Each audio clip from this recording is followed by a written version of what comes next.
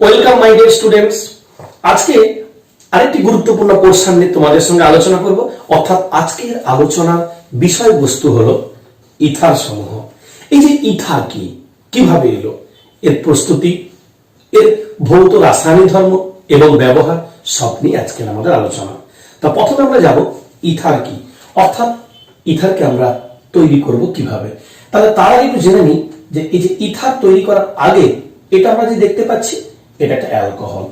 এই অ্যালকোহল থেকে যদি আমরা এইচ পরমাণুটা অ্যালকিল গ্রুপ দিয়ে প্রতিস্থাপিত করি, অ্যালকিল গ্রুপ দিয়ে, তখন আমরা পাবো আর ও, আরও হতে পারে কিংবা আরও আর ড্যাশড হতে পারে। অর্থাৎ যদি অ্যালকিল গ্রুপটি আর হয় তখন এটি হবে সরল ইথার বা প্রতিসম ইথার। কেন না, দুটো অ্যালকিল গ্রুপ একই। এবার যদি দুটো অ্যালকিল গ্রুপ আলাদা হয়, অর্থাৎ যদি আর ড্যাশ দিয়ে করি, তখন তাকে আমরা বলবো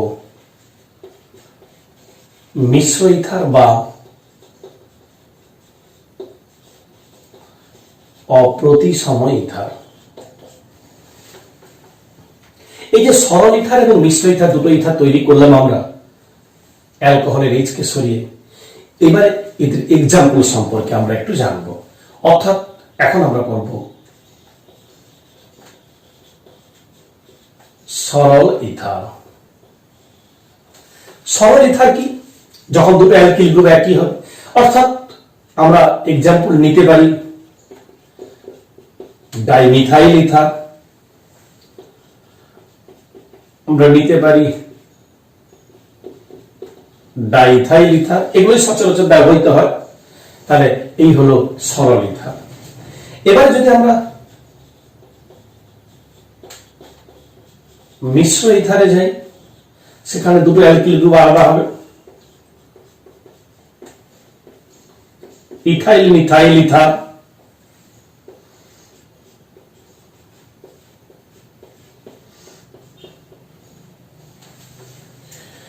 মিথাইল ফিনাইল ইথার। অর্থাৎ বিভিন্ন অ্যালকিল গ্রুপ থাকলে আমরা মিশ্র ইথার পাবো, আর একই অ্যালকিল গ্রুপ থাকলে আমরা সরল ইথার পাবো। হিউজ এক্সাম্পল হয়।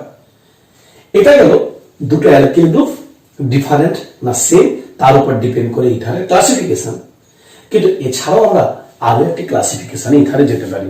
সেটি হচ্ছে কি না, সেটি হলো অ্যালিফেটিক ইথার এবং অ্যারোমেটিক ইথার। অ্যালিফেটিক ইথার কোনগুলো? যদি আমরা যাই আরেকটি ক্লাসিফিকেশন, সেখানেও আমরা পাবো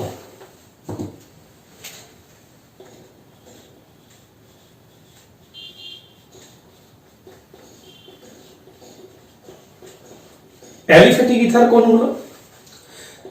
তারপর সেখানে অ্যালকিল গ্রুপ একই হতে পারে, আলাদাও হতে পারে, এগুলো সবই কিন্তু অ্যালিফেটিক ইথার। আর অ্যারোমেটিক ইথার কোনগুলো?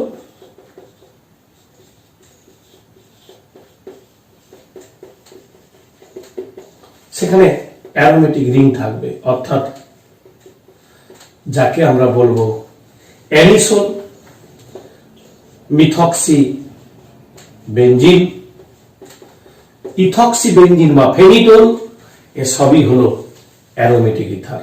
এগুলো অ্যারোমেটিক, এগুলো অ্যালিফেটিক। তারপর সেক্ষেত্রে অ্যালকিল গ্রুপ একই, ভিন্ন, সবই সম্ভব, শুধু অ্যারোমেটিক পোর্শনটা এখানে থাকবে। অর্থাৎ একটা বেনজিন রিং বা রিং রিলেটেড কিছু থাকবে, তখন তাকে আমরা বলবো অ্যারোমেটিক ইথার। এই গেল ইথারের ক্লাসিফিকেশন, অর্থাৎ ইথার সম্পর্কে আমরা জানলাম। তবে আরেক প্রকার ইথার সম্পর্কে আলোচনা করব, যদিও এটি তোমাদের থেকে একটু হায়ার স্টাডির জন্যই ব্যবহৃত হয়। সেটি হলো ক্রাউন ইথার। এই ক্রাউন ইথার কি? এটি একটি বদ্ধ শৃঙ্খলযুক্ত ইথার। এই যে বদ্ধ শৃঙ্খলযুক্ত ইথার মানে এখানে কার্বন অক্সিজেন দিয়ে একটা শৃঙ্খল রয়েছে। এই যে বদ্ধ শৃঙ্খলযুক্ত ইথার, এর মধ্যে কার্বন বা অক্সিজেনের কোনো ফিক্স সংখ্যা রয়েছে? অবশ্যই। মিনিমাম চারটে অক্সিজেন CH2CH2 গ্রুপ দ্বারা যুক্ত থাকবে, তখন এই ক্রাউন ইথার তৈরি হবে। এই যে ক্রাউন ইথারের জেনারেল সংকেত, অর্থাৎ এর সংকেত হবে O CH2 এর হোল N, যেখানে N সমান 4 বা তার বেশি। এমন ইথারকেই আমরা বলবো ক্রাউন ইথারের সংকেত। একে প্রকাশ করা হয় কি দিয়ে? X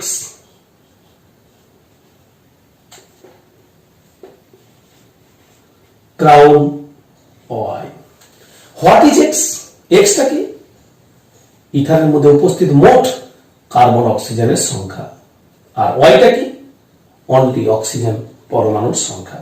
তাহলে X হচ্ছে কার্বন অক্সিজেন মিলিয়ে মোট, আর ওয়াই হলো অক্সিজেন পরমাণুর সংখ্যা। তাহলে যদি একটা আমরা এক্সাম্পলে যাই, তাহলে সেই এক্সাম্পলটা থেকে আমরা জেনে যাব ওর নাম কি হবে।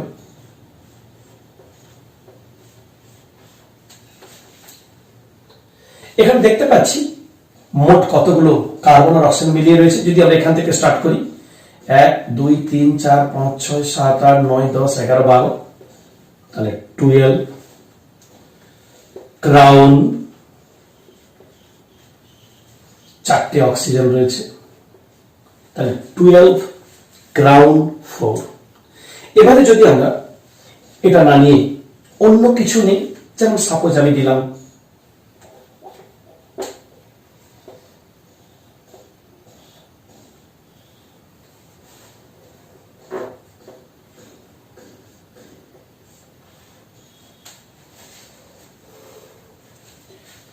এখানে যদি আমরা হিসাব করি, যে কোনো জায়গা থেকে যদি স্টার্ট করি, 1 2 3 4 5 6 7 8 9 10 11 12 13 14, তাহলে এটা হবে মোট 14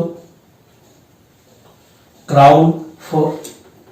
আজকে অক্সিজেন চারটার মধ্যে ছোট থাকলে তখন 8 হতো কি 6 হতো, যেমন থাকবে তেমন। এইভাবে আমরা একাধিক ক্রাউন ইথারের সংকেত সম্পর্কে জানতে পারি। এটা গেল আমাদের ইথার ও তার ক্লাসিফিকেশন নিয়ে। এখন আমরা ইথারের সাধারণ প্রস্তুতি বা প্রিপারেশন নিয়ে আলোচনা করব। অর্থাৎ যাচ্ছি আমরা 1 নম্বর ওর প্রিপারেশন বা প্রস্তুতি। 1 নম্বরে কি? নাম্বার 1 সাধারণ প্রস্তুতি যেহেতু বলছি আমরা, তারপরে 1 নম্বর হচ্ছে অ্যালকোহলের নিরুদন দ্বারা। নাম্বার 1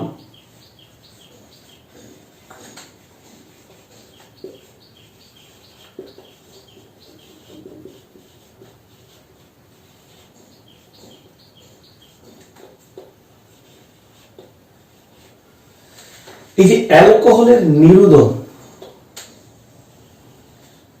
স্যার আগে একবার আমরা অ্যালকোহলেও পড়েছি অ্যালকোহলের নিরুদন।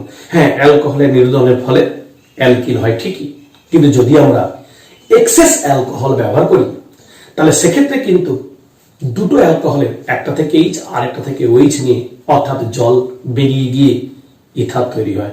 তার মানে তার সঙ্গে বেসিক ডিফারেন্স হলো এখানে অ্যালকোহল কিন্তু এক্সেস বা অতিরিক্ত ব্যবহার করতে হবে, তাহলেই কিন্তু ইথার তৈরি হবে। অর্থাৎ ROH এক্সেস অতিরিক্ত নিলাম, কনসেন্ট্রেট H2SO4 140 ডিগ্রি সেন্টিগ্রেড উষ্ণতায় উত্তপ্ত করলে মূলত দু অ্যালকোহল থেকে তৈরি হবে ROR, অর্থাৎ ইথার প্লাস জল তো কনসেন্ট্রেট সালফিউরিক অ্যাসিড নিয়ে নিল। তাহলে যে ইথারটা তৈরি হলো এটি কিন্তু সরল ইথার তৈরি হবে। তার মানে এই পদ্ধতিতে আমরা সরল ইথার তৈরি করতে পারবো। তার মানে যেটা তৈরি করবো আমরা সরল ইথার। যদি আমরা এক্সাম্পল চাই, এটাকে আমরা যদি ইথাইল অ্যালকোহল ইউজ করি, সেম কন্ডিশন, অর্থাৎ কনসেন্ট্রেট H2SO4 140 ডিগ্রি, তখন আমরা পাবো ডাই ইথাইল ইথার। অবশ্যই এই পদ্ধতিতে সরল ইথার হয়, তবে মনে রাখতে হবে কিন্তু যেটা ইথারটি কিন্তু এক্সেস ইউজ করতে হবে, কারণ এক্সেস ইউজ না করলে এটি অ্যালকিন তৈরি হয়ে যাওয়ার সম্ভাবনা থাকবে। এর নেক্সট প্রিপারেশন অর্থাৎ 2 নম্বর প্রস্তুতি, সেটি কি না অ্যালকিল হ্যালাইড থেকে। এই যে অ্যালকিল হ্যালাইড থেকে ইথার, এটি হলো এর সব থেকে গুরুত্বপূর্ণ পদ্ধতি। কেন বলছি না, তার কারণ আমরা এক্ষুনি দেখলাম যে এখানে কেবলমাত্র সরল ইথার তৈরি হচ্ছে, কিন্তু এখন যে পদ্ধতিটা আমরা করব এটি হলো সরল এবং মিশ্র 2 ইথার তৈরি করা যায়। এই পদ্ধতিটি বিজ্ঞানী উইলিয়ামসনের নাম অনুসারে একে উইলিয়ামসন সংশ্লেষণও বলে। অর্থাৎ চলে যাচ্ছি আমরা অ্যালকিল হ্যালাইড থেকে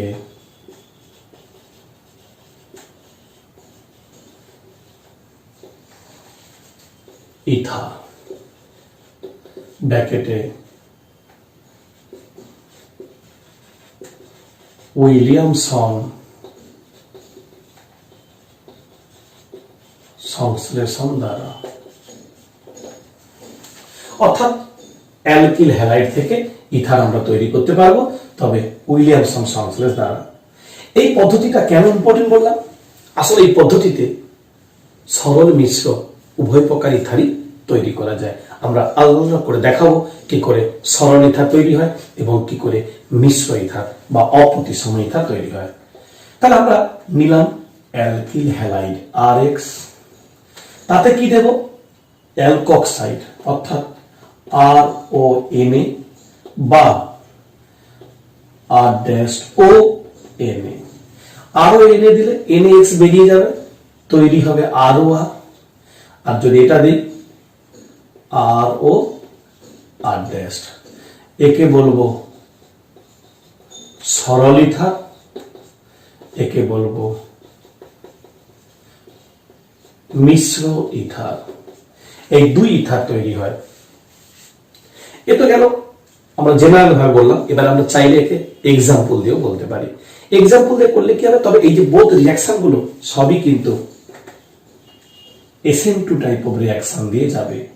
এই যে SN2 রিঅ্যাকশন দিয়ে যায় বলে আমরা যে কোনো ইথার সহজে তৈরি করতে পারি। তবে যদি এই রিঅ্যাকশনের বেশ কিছু লিমিটেশন রয়েছে আমরা বলবো, তাহলে আগে একবার একটু আমরা এক্সাম্পল নিয়ে আলোচনা করি। যদি এটা আমরা নেই CH3I, তাতে যদি আমরা দেই CH3ONA, তাহলে তৈরি হবে ডাইমিথাইল ইথার। আর যদি C2H5ONA দেই, তৈরি হবে ইথাইল মিথাইল ইথার।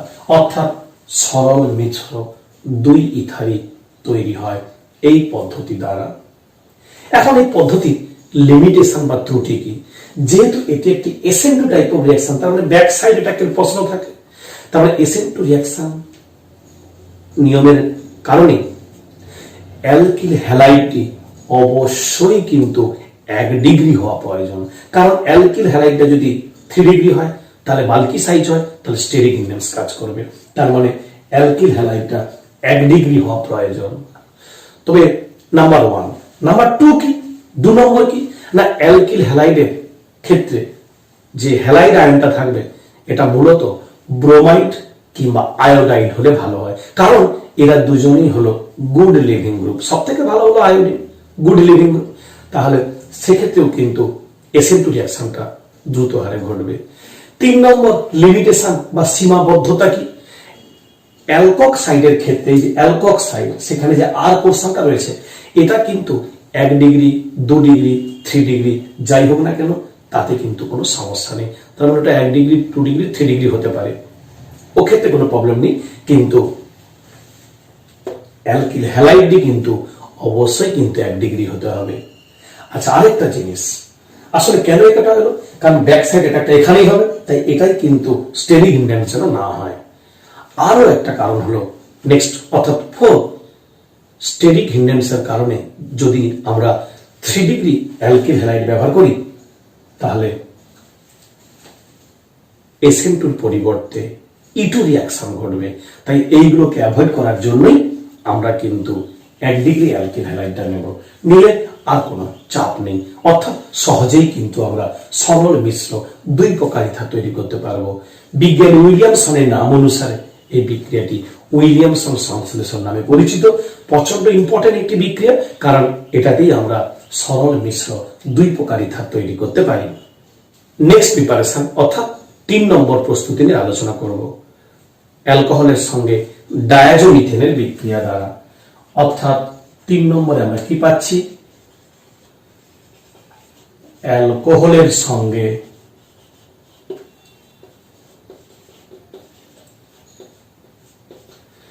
ডায়াজোমিথেনের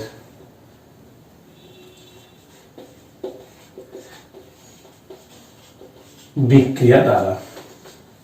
অ্যালকোহল আমরা কি নিলাম, ROH, ডায়াজোমিথেনের সংকেত কি, CH2N2, সঙ্গে HBF4 দিয়ে রিঅ্যাকশন করানো হয়, এটা একটি অ্যাসিড, দিলে কি হবে, তৈরি হবে ROCH3 এবং নাইট্রোজেন গ্যাস বেরিয়ে যাবে। এই যে রিঅ্যাকশন, এই রিঅ্যাকশনে অ্যালকোহল থেকে ইথার তৈরি হবে ঠিকই, কিন্তু একটা সাইডে মিথাইল ছাড়া অন্য কোনো গ্রুপ কিন্তু বসবে না। তার মানে আমরা এই আর এর মান যদি CH3 নেই তাহলে সরল ইথার হবে, আর এর মান যদি C2H5 নেই তাহলে মিশ্র ইথার হবে। সরল মিশ্র উভয় ইথার তৈরি করা গেলেও সমস্ত সরল বা মিশ্র ইথার তৈরি করা যাবে না, লিমিটেড কিছু। কেন, কারণ ইথারের একটা সাইডে অ্যালকিল গ্রুপটা মাস্ট ফিক্সড হয়েই থাকলো CH3। তাই এই পদ্ধতিতে আমরা ইথার তৈরি করতে পারি।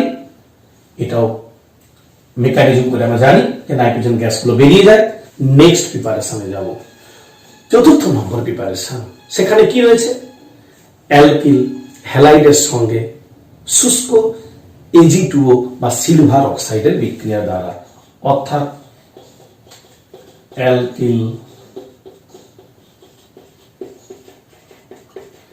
হ্যালাইডের সঙ্গে শুষ্ক Ag2 এর বিক্রিয়া দ্বারা। এই যে অ্যালকিল হ্যালাইড অর্থাৎ RX অবশ্যই দুখানা নেওয়া হয়, Ag2O দিয়ে হিট করো। সিলভারের প্রতি হ্যালোজেনের তীব্র আসক্তি, তাহলে দুটো AgX বেরিয়ে যাবে, তৈরি হবে ROR প্লাস দুখানা AgX, অধক্ষেপ করবে। এভাবে আমরা ইথার তৈরি করতে পারি। তবে এই পদ্ধতিতেও কিন্তু সরল ইথারই তৈরি হয়। তবে যদি আমরা এক্সাম্পল নিই, C2H5I নিলাম, একই রকম Ag2O দিয়ে হিট করলাম, তৈরি হবে C2H5O C2H5 প্লাস AgI এর প্রেসিপিটেট বা অধক্ষেপ পড়বে। যদি এটা আমরা দেখাতে চাই যে কিভাবে হচ্ছে, তোমরা দেখে নাও। RX Ag2O AgX বেরিয়ে গেল ROR, এইভাবেই মূলত তৈরি হচ্ছে। তাহলে এইভাবে অ্যালকিল হ্যালাইডের সঙ্গে Ag2O বা সিলভার অক্সাইড দিয়ে যদি আমরা হিট করি তাহলে অবশ্যই কিন্তু সরল ইথার তৈরি হয়। এই গেল আমাদের ইথারের প্রিপারেশন বা প্রস্তুতি। এখন আমরা ইথারের ভৌত ধর্ম নিয়ে আলোচনা করব, অর্থাৎ ইথারকে আমরা কিভাবে ভৌত ধর্মের সাহায্যে চিনতে পারি। নাম্বার 1, ইথার কিন্তু গ্যাসীয়, দাহ্য, এমনকি বর্ণহীন, তরল পদার্থ হয়ে থাকে। সেটা ডিপেন্ড করবে তার মলিকুলার ওয়েট কেমন। যদি দেখা যায় মলিকুলার ওয়েট কম, তাহলে অবশ্যই সেটা গ্যাসীয়, যদি বেশি হয় তাহলে তরল হয়।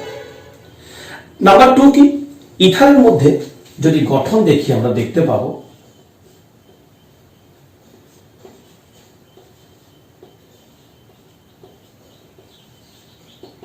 এই লোন পেয়ার রয়েছে। লোন পেয়ারে রিপালশন হয়, তাই এর মানটা 110 ডিগ্রি দেখা যায়। ভেস্পার থিওরি অনুসারে যেমন ছিল তোমরা জানো। এই জন্য ইথারের নির্দিষ্ট ডাইপোল মোমেন্টও আছে। যদি আর এর মানটি মিথাইল গ্রুপ হয়, তখন তার ডাইপোল মোমেন্ট মিউ সমান 1.3 ডি বাই। যদি আর এর মানটা ইথাইল হয়, তখন তার ডাইপোল মোমেন্ট 1.18 ডি বাই। তার মানে এর নির্দিষ্ট ডাইপোল মোমেন্ট বা দ্বিমেরু ভ্রামক আছে। 3 নম্বর, ইথার জলে সামান্য দ্রাব্য, তবে যদি কার্বনের সংখ্যা কম অর্থাৎ 3 হয় তাহলে কিন্তু জলে দ্রাব্য। আর ইথার জৈব দ্রাবকেও তো অবশ্যই দ্রাব্য। এই গেল ইথারের ভৌত ধর্ম বা ফিজিক্যাল প্রপার্টিজ। এখন আমরা রাসায়নিক ধর্ম নিয়ে আলোচনা করব, অর্থাৎ ইথার কি কি ধর্মের বিক্রিয়া ঘটায়। তাহলে চলো রাসায়নিক ধর্ম, কেমিক্যাল প্রপার্টিজ। 1 নম্বরে কি, অজৈব গাঢ় অ্যাসিডের সঙ্গে বিক্রিয়া। অজৈব গাঢ় অ্যাসিড বলতে কনসেন্ট্রেট HCl, কনসেন্ট্রেট H2SO4 ইত্যাদি, এদের সঙ্গে বিক্রিয়া করলে কি হবে ইথারে। আমরা একটা ইথার নিলাম, তাতে কনসেন্ট্রেট HCl দিলাম বা কনসেন্ট্রেট H2SO4 দিলাম। কি তৈরি হবে, অক্সোনিয়াম লবণ। অর্থাৎ এখানে লোন পেয়ার একটা অ্যাসিডের H+ কে নেবে,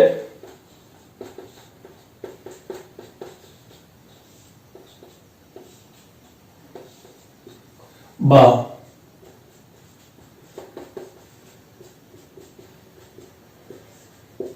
HSO4 মাইনাস এই যে লবণ, একেই বলবো অক্সোনিয়াম সল্ট। এই অক্সোনিয়াম লবণ তৈরি করতে পারে বলেই ইথার গাঢ় সালফিউরিক অ্যাসিড, গাঢ় হাইড্রোক্লোরিক অ্যাসিড ইত্যাদিতে দ্রাব্য হয়।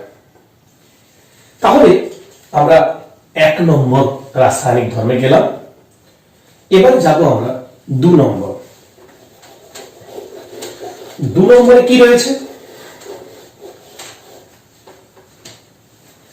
হ্যালোজেন অ্যাসিডের সঙ্গে বিক্রিয়া। এই যে হ্যালোজেন অ্যাসিড,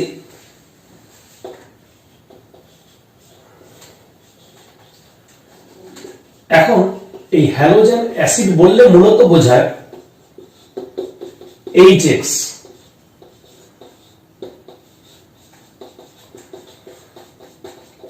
কিন্তু আমাদের মাথায় রাখতে হবে মূলত এখানে এক্সটা হলো ব্রোমিন আর আয়োডিন। কেন, আসলে এরা নিউক্লিওফাইলও বটে।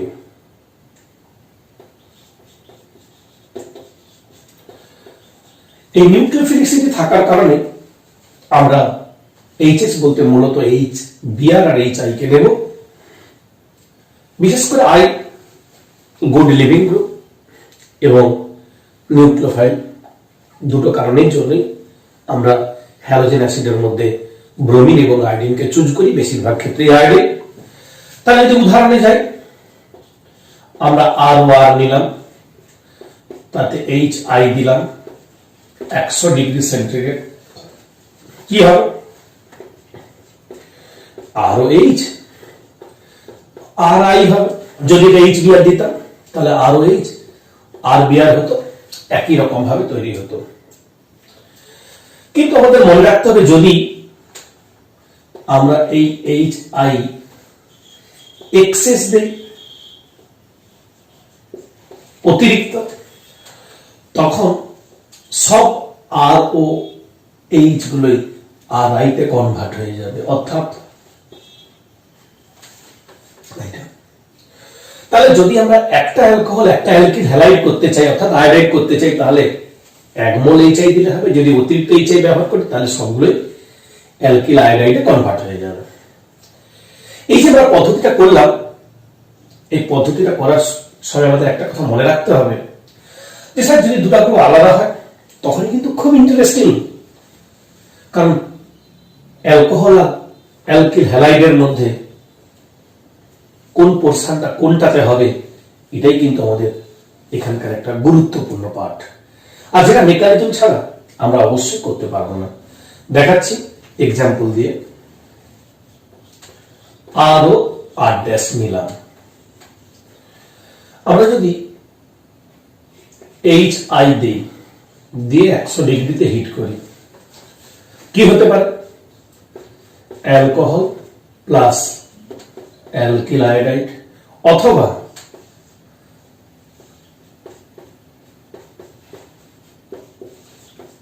এই দুটো কম্বিনেশনে যে কোনো একটা হবে। এখন কোনটা হবে সেটা ডিপেন্ড করবে আর আর আর ড্যাশের মানের উপর। যদি দেখা যায় আর আর আর ড্যাশের মান কখনো অ্যালিফেটিক, কখনো অ্যারোমেটিক, কখনো দুটোই অ্যালিফেটিক, তো তাদের স্ট্রাকচার, তাদের স্টেবিলিটি সবকিছুর উপর নির্ভর করে। আমি কি করবো তোমাদের বোঝানোর স্বার্থে দু একটা এক্সাম্পল দেব উইথ মেকানিজম, আর বাড়িতে কিছু হোমওয়ার্ক দিয়ে দেবো, তোমরা বাড়িতে কিছু ট্রাই করবে, করলেই হবে। চলো এটার মূলত এক্সাম্পলে আমরা যাই না।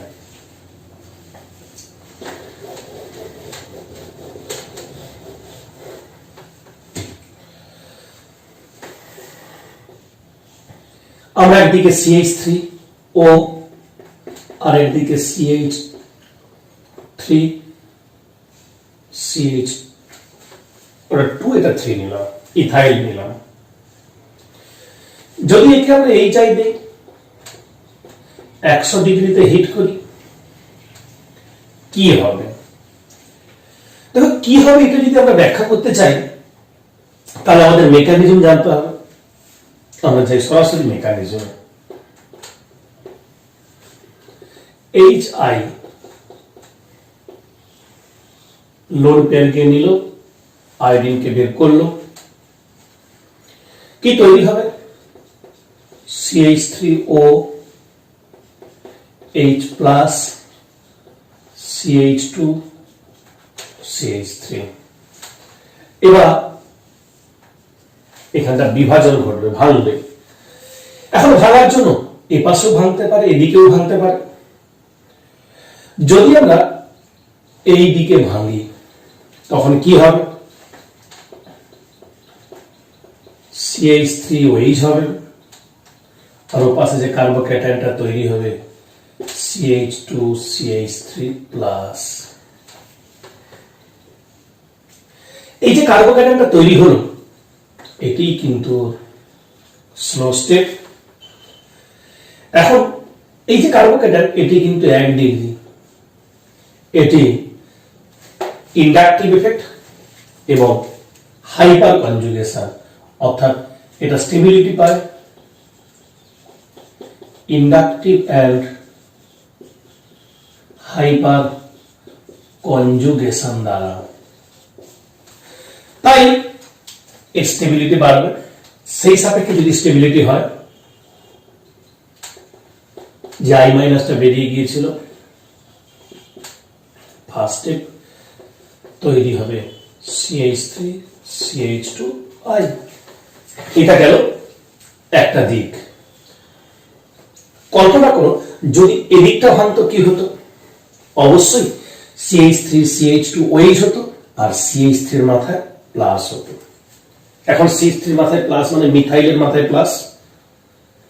এটি কোনো হাইপার কনজুগেশন বা ইন্ডাকটিভ দ্বারা স্টেবিলিটি পেত না। তাহলে যেহেতু কার্বোকেটানের স্টেবিলিটিটা নির্ভর করছে ইথাইলের বেশি মিথাইলের তুলনায়, সেই জন্য এই রিঅ্যাকশনটা এই পাথ দিয়েই যাবে। তাই তৈরি হবে CH3CH2I, এটি একটি প্রোডাক্ট, এবং মিথানল এটি একটি প্রোডাক্ট। আশা করছি তোমরা বুঝতে পারলে। তাহলে এই গেল আমাদের রাসায়নিক ধর্মের যদি হ্যালোজেন অ্যাসিডের সঙ্গে দুটো ডিফারেন্ট গ্রুপ থাকে। আমরা নেক্সট এক্সাম্পল দেওয়ার চেষ্টা করছি। C6H6 অর্থাৎ ফিনাইল গ্রুপ, যার যৌগটির নাম অ্যানিসোল। অ্যানিসোলে আমরা HI দিলাম, দিয়ে হিট করলাম, A+B দুটো প্রোডাক্ট তৈরি হলো। AB আইডেন্টিফাই করো, অর্থাৎ শনাক্ত করো।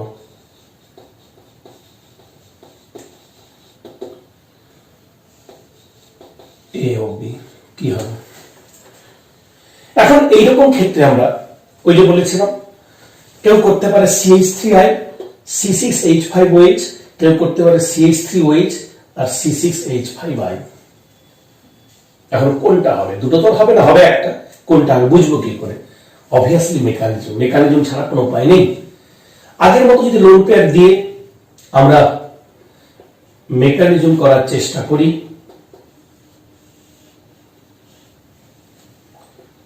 তাহলে তৈরি হলো CH3 ও C6H5। একে যদি আমরা ভেঙে লিখি,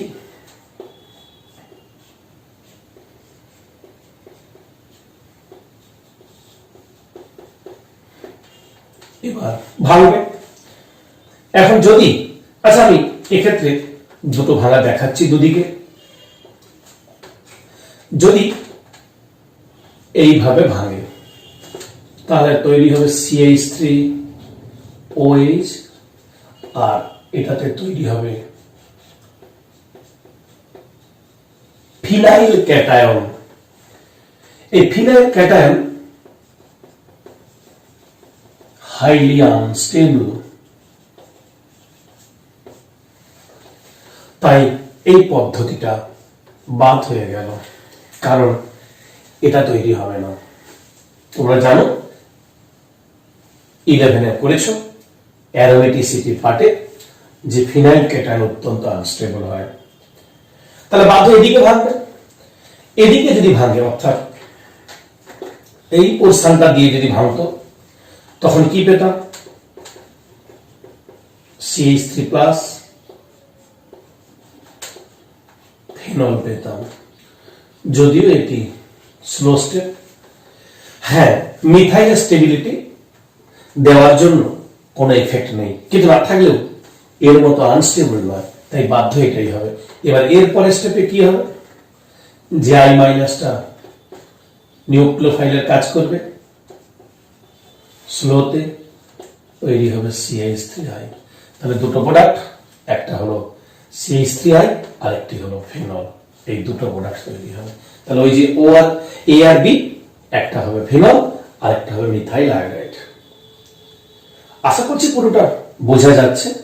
আমি আবার বলছি যে কোনো মুখস্থ করবে না, মেকানিজম করে করবে, তাহলে পারবে, না হলে অসুবিধে হবে। এবার এইরকম বেশ কিছু এক্সাম্পল তোমাদের করতে হতে পারে। তখন কি করবে? যেমন ধরো আমি বাড়ির জন্য তোমাকে দিচ্ছি, একদিকে CH3O, এদিকে CH2 ইঞ্জিনিয়ারিং।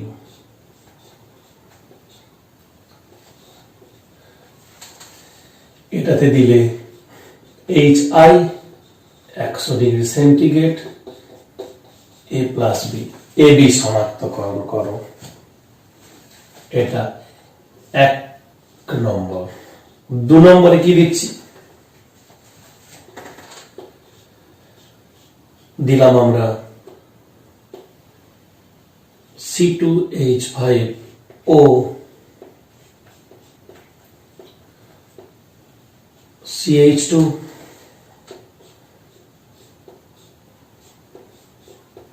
একই রকম হবে HI, এটা C+D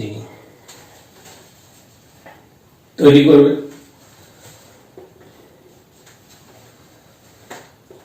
একদিকে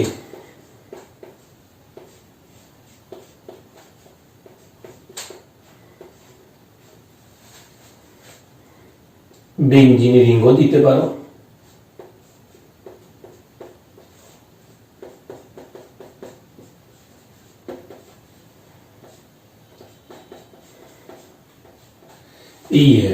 অসুবিধা হলে অবশ্যই আমাকে জানিয়ে। এরকম অবশ্যই, কিন্তু আমি বারবার বলছি মেকানিজম দিয়ে করতে, মেকানিজম দিয়ে করলেই তোমরা আসল রহস্যের উদ্ঘাটন করতে পারবে। তো চলো আমরা যাই পরের রাসায়নিক ধর্মে। লঘু H2SO4 এর সঙ্গে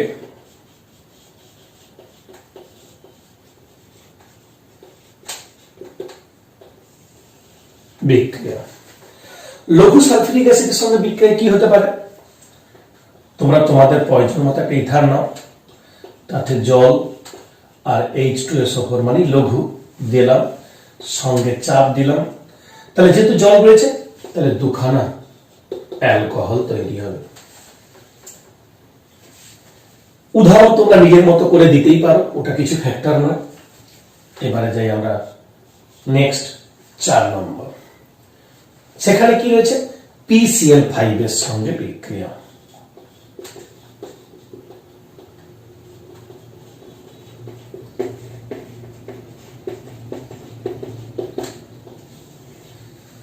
PCl5 এর সঙ্গে বিক্রিয়া কি? যদি আমরা ইথার নিই, PCl5 ফসফরাস পেন্টাক্লোরাইড দিয়ে রিঅ্যাকশন করি, অবশ্যই তৈরি হবে RCl2 এবং POCl3, অর্থাৎ ফসফরাস অক্সি ক্লোরাইড উৎপন্ন হবে। এবং ব্যালেন্স করতে চাইলে করতেই পারো তোমরা। তো এই হলো আমাদের PCl5 এর সঙ্গে বিক্রিয়া, অর্থাৎ রাসায়নিক ধর্মে 4 নম্বর। এবার যেটা করাবো ভীষণ ভীষণ ইম্পর্টেন্ট, পারক্সাইড গঠন।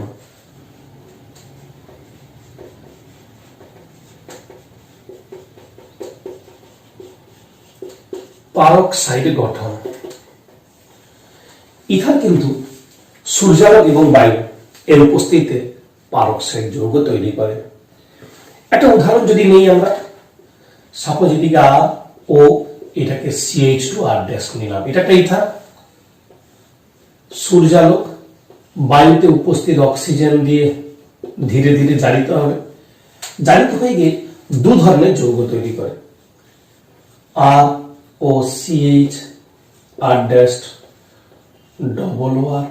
ডবল ও, এটা হলো H, আর প্লাস আর ও আর CH2R', একে বলবো ডাই অ্যালকিল পারক্সাইড, একে বলবো ইথার হাইড্রোপারক্সাইড।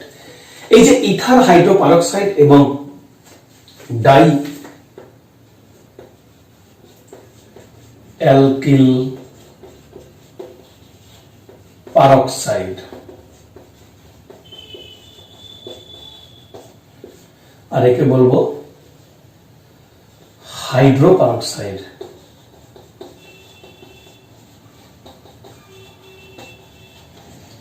এই যে দুটি যৌগ হাইড্রোপারক্সাইড এবং ডাইঅ্যালকিল পারক্সাইড, এই দুটি যৌগ কিন্তু বিস্ফোরকধর্মী তৈলাক্ত তরল পদার্থ।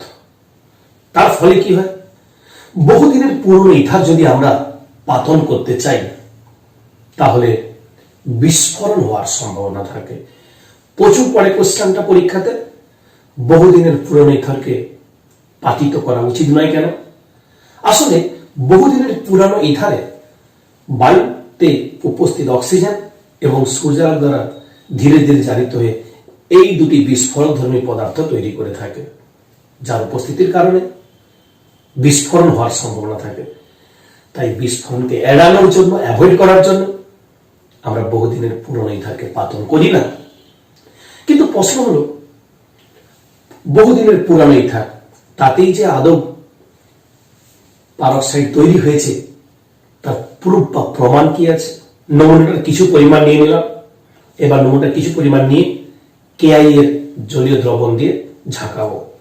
যদি সত্যিকারের ডাই অ্যালকিল পারক্সাইড জাতীয় যৌগ হয় তাহলে কি তৈরি হবে? আয়োডিন উৎপন্ন হবে। সেই আয়োডিন স্টার্চের সংস্পর্শে এলেই নীল বর্ণ ধারণ করবে। এই নীল বর্ণে আমাদেরকে চিহ্নিত করবে যে ইথারের মধ্যে পারক্সাইডের উপস্থিতি রয়েছে। অর্থাৎ এর কি রিঅ্যাকশন যদি আমরা করি, যদি এই ধরনের যৌগ হয়, কিংবা যদি এটা আর না দিয়ে আমরা ডাইথাইল ইথার দিয়ে এক্সাম্পল নিতাম, তখন এইরকমই আসতো। এটি হলো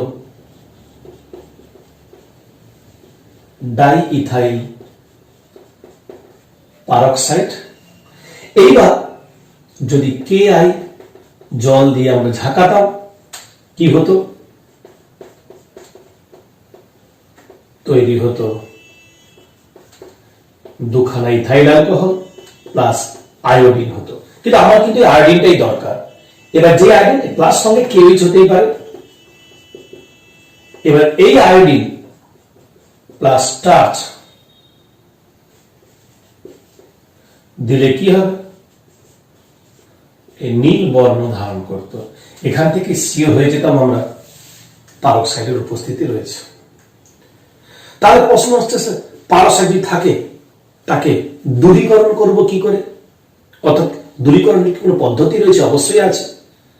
সেক্ষেত্রে আমরা কি করব না, ইথারের যে নমুনাটাকে নিলাম, নিয়ে কেআই বা FeSO4 বা ফেরাস সালফেট দ্রবণে সহ ঝাঁকাতে পারি, কিংবা গাঢ় সালফিউরিক অ্যাসিড দিয়ে, অথবা লিথিয়াম অ্যালুমিনিয়াম হাইড্রাইড সহ পাতন করলেও ওই তৈলাক্ত বিষাক্ত তরল পদার্থকে অপসারিত করা যায়।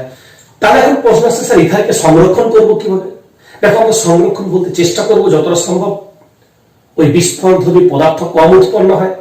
তার জন্য আমরা কি করব?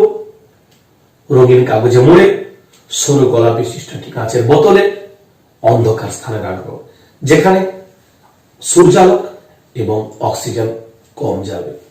সেই পদ্ধতিতেই একমাত্র সংরক্ষণ করা হয়। এই হলো ইথারের সংরক্ষণ। এখন আমরা অ্যারোমেটিক ইথারের পার্ট নিয়ে আলোচনা করি। এতক্ষণ আমরা অ্যালিফেটিকের রাসায়নিক ধর্ম বললাম, এবারে অ্যারোমেটিক ইথারের রাসায়নিক ধর্ম।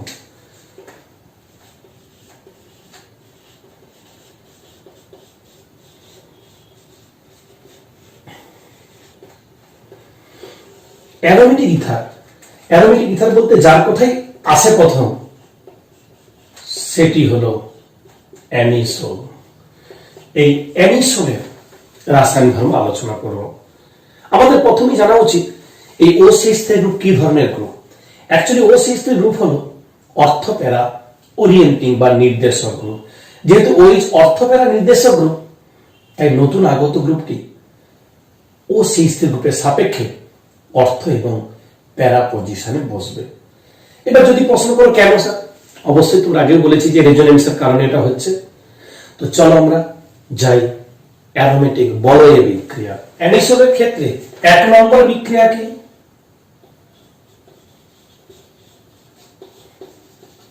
নাইট্রেশন। নাইট্রেশনের ক্ষেত্রে কি হয়? সিম্পল রিঅ্যাকশন, OCH3 দিলাম। নাইট্রেশনের জন্য কি দিতে হয়? মিক্সড অ্যাসিড, মিশ্র acid, concentrate sulphuric acid, concentrate nitric acid দিয়ে রিঅ্যাকশন করলে দুটো প্রোডাক্ট হবে। যেহেতু অর্থপ্যারা নির্দেশক, OCH3 থাকছে, একবার অর্থতে NO2 আর একবার প্যারাতে। অবভিয়াসলি প্যারাটাই হবে মেজর। তার মানে একটা হবে অর্থ নাইট্রো অ্যানিসোল, আর একটা হবে প্যারা নাইট্রো অ্যানিসোল, প্যারাটাই হবে মেজর। যদি নাইট্রেশন করি, আবার যদি ব্রোমিনেশন করি,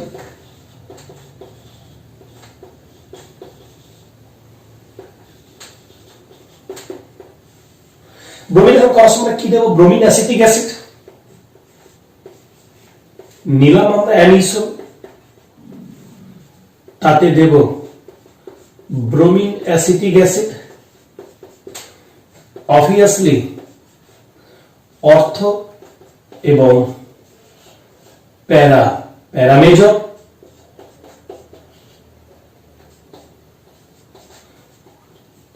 প্যারাব্রোমো অ্যানিসোল, অর্থব্রোমো অ্যানিসোল হবে। এই গেল ব্রোমিনেশন। তাহলে নাইট্রেশন হলো, ব্রোমিনেশন হলো। যদি আমরা করি নেক্সট ফিডাল ক্যাপস, এই ফিডাল ক্যাপসের আবার কিন্তু দুটো রিয়াকশন হয়, একটা হলো অ্যালকাইলেশন আর একটা হলো অ্যাসাইলেশন। তাহলে আমরা যাই নেক্সট 3 নম্বর, ফিডাল ক্যাপস রিয়াকশন। এই ফিডাল ক্যাপস সম্পর্কে তোমরা 11 পেয়েছো। তাহলে 3 নম্বরে যাই আমরা, ফিডাল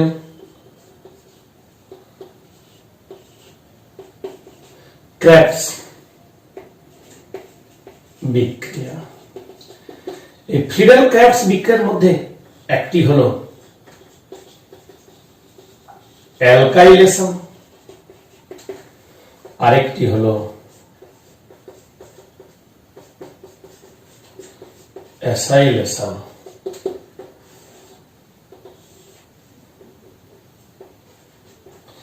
অ্যালকাইলেশন মানে কি? অ্যালকিল গ্রুপ প্রবেশ করবে, দিতে পারি আমরা CH3I এবং সঙ্গে অনাদ্র AlCl3। অনাদ্র AlCl3 এর সঙ্গে যদি আমরা এই রিঅ্যাকশনটা করি তাহলে কি হবে তোমরা জানো, CH3 গ্রুপটা ঢুকবে, এবং কারণ অনাদ্র AlCl3 এর হচ্ছে উৎকৃষ্ট অনুঘটক। তাহলে যেমন হয় এটা OCH3, এইখানে ঢুকবে CH3 আর OCH3, প্যারা পজিশনে CH3, অবভিয়াসলি প্যারামিটার যেমন হয় আগের মতোই। অ্যাসাইলেশনে কি হবে? সেম টাইপের রিঅ্যাকশন হবে, OCH3, এখানে দেব CH3 COCl অর্থাৎ অ্যাসিটাইল ক্লোরাইড, অনাদ্র AlCl3 প্রোডাক্ট আগের মতো দুটোই হবে, একটা হবে OCH3 প্যারা পজিশনে COCH3, এটাও OCH3 অর্থ পজিশনে COCH3। একটাকে বলবো অর্থ মিথক্সি অ্যাসিটোফেনন, আর এটাকে বলবো প্যারা মিথক্সি অ্যাসিটোফেনন। এই হলো অ্যারোমেটিক ইথার। তবে আমাদের এই প্রসঙ্গে মনে রাখা ভালো, অ্যারোমেটিক ইথার অ্যালিফিটিক ইথার অপেক্ষা কম সক্রিয় বলে ফেনলের মতো এরা কাপলিং রিঅ্যাকশন, রাইমার-টিমাল বিক্রিয়া কিংবা কোলবের বিক্রিয়া অংশগ্রহণ করে না এই অ্যারোমেটিক ইথারগুলো। এবারে আমরা যাব এর ব্যবহার বা ইউজ। এই যে অ্যারোমেটিক ইথার বা অ্যালিফেটিক ইথার, আগেরটা করলাম ক্রাউন ইথার, এগুলো তো ভ্যারাইটিস অফ ইথার্স। এদের ইউজ বা ব্যবহার কি? অ্যাকচুয়ালি ইথার সব থেকে যেটা বেশি ব্যবহার হয় নিষ্ক্রিয় প্রকৃতির হয়, পরীক্ষাগারে বা শিল্পে দ্রাবক হিসাবে এর প্রচন্ড ব্যবহার হয়, অর্থাৎ হিউজ পরিমাণে দ্রাবক রূপে কে ইউজ করা হয়। শল্য চিকিৎসায় চেতনানাশক রূপে ইথারের ব্যবহার রয়েছে, অর্থাৎ 2 নম্বর। 3 নম্বর কি না, যেহেতু ইথার কে আমরা অনেক সময় বিকল্প মোটর গাড়ি জ্বালানি হিসাবে ব্যবহার করা হয় পেট্রোলের পরিবর্তে, সেই জন্য এর বাণিজ্যিক নাম নাটালাইট। এই যে নাটালাইট বাণিজ্যিক নাম, এটা অ্যাকচুয়ালি ওই বিকল্প হিসাবে ব্যবহার হয় বলে হিমায়ন রূপে এর ব্যবহার রয়েছে। তাহলে এই হলো আমাদের এর ইথারের ব্যবহার। আশা করছি ইথারের এই টোটাল পোর্শনটা তোমরা বুঝতে পেরেছো। বাইরে তোমাদের কিছু হোমওয়ার্ক দিয়েছি, অবশ্যই করবে। আটকে গেলে অবশ্যই আমাকে কমেন্টে জানাবে। আর যদি এই ভিডিওটা কেমন লাগলো প্রত্যেকের কমেন্ট অবশ্যই আমাকে করবে। বিশেষ করে ওই টাইপের বেশ কিছু প্রশ্ন যেগুলো হোমওয়ার্ক দিয়েছিলাম আরো কিছু প্র্যাকটিস করবে, তাহলে এইচএস কেন যে কোনো কম্পিটিটিভ পরীক্ষাতে কোনো সমস্যাই থাকবে না। তোমাদের সঙ্গে আমার দেখা হবে নেক্সট চ্যাপ্টারে, নেক্সট ভিডিওতে। সবাই ভালো থাকবে, সুস্থ থাকবে।